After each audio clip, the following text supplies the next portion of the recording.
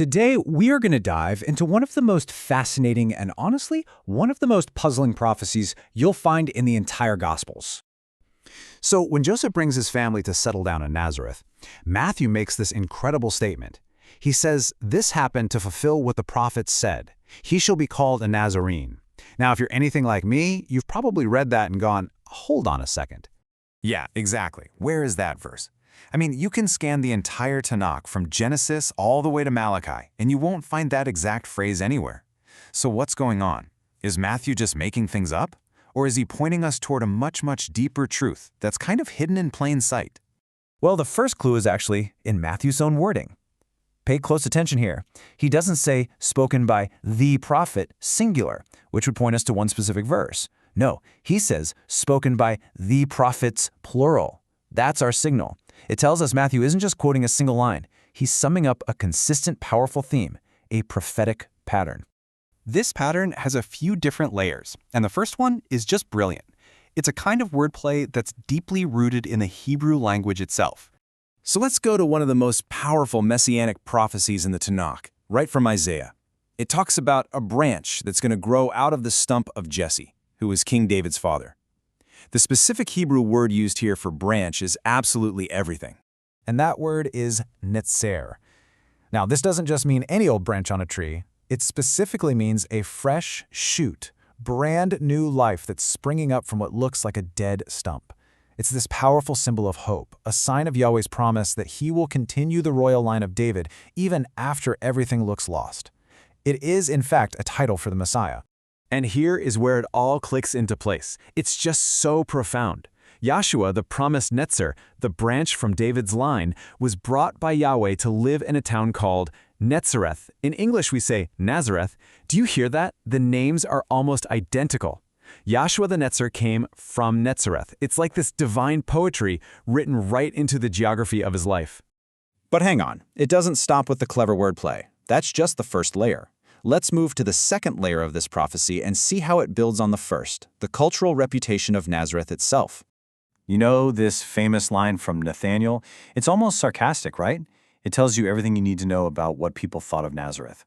It wasn't some respected, important city. It was a small, insignificant backwater town. The last place you'd ever expect a great leader, let alone the Messiah, to show up. And this fits perfectly with the prophetic pattern Matthew was talking about, because when you actually go and look at what the prophets said about the Messiah's first coming, this consistent theme just jumps off the page. He wasn't prophesied to arrive as a conquering king right away, but as a humble, despised, and rejected servant.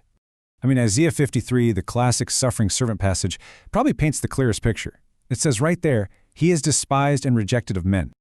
Then you have King David in a psalm that points directly to the Messiah, describing him as being seen as less than human, mocked and despised by everyone. And even Zechariah prophesies his humble entry into Jerusalem. He's not coming on a mighty war horse like a king, he's riding on a donkey, the animal of a simple common man.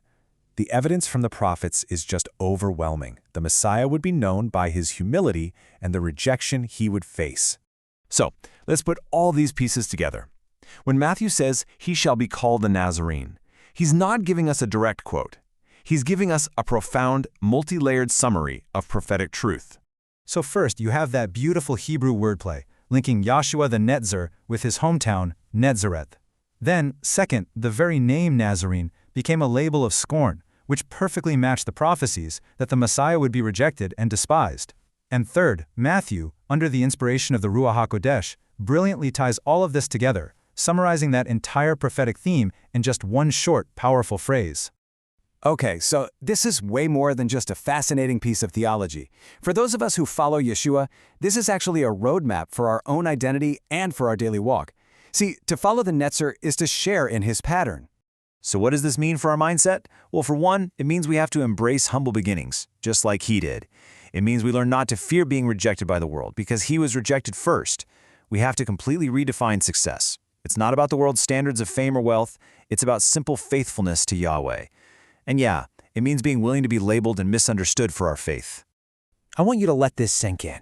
If you feel overlooked, if you feel insignificant in your job, in your community, maybe even in your own family, remember Nazareth. Your obscurity is not a limitation. In Yahweh's kingdom, That obscurity is often the very soil he uses for preparation. It's the training ground. And what about our actions, what we do? Well, a netzer, a branch, can only survive if it stays connected to its roots. For us, that means staying deeply rooted in Yahweh and in His Word, every single day. It means living lives that are set apart, kadosh, noticeably different from the world around us. And it means trusting His timing, even when it feels painfully slow. Just think about this number. For approximately 30 years, 30 years, Joshua lived in complete obscurity in Nazareth before his public ministry even began. If the Messiah can wait 30 years, we can learn to trust that Yahweh grows things slowly, but He grows them perfectly. Those hidden seasons are never, ever wasted. You see, it really all comes down to this. Following Yahshua is so much more than just agreeing with a set of beliefs.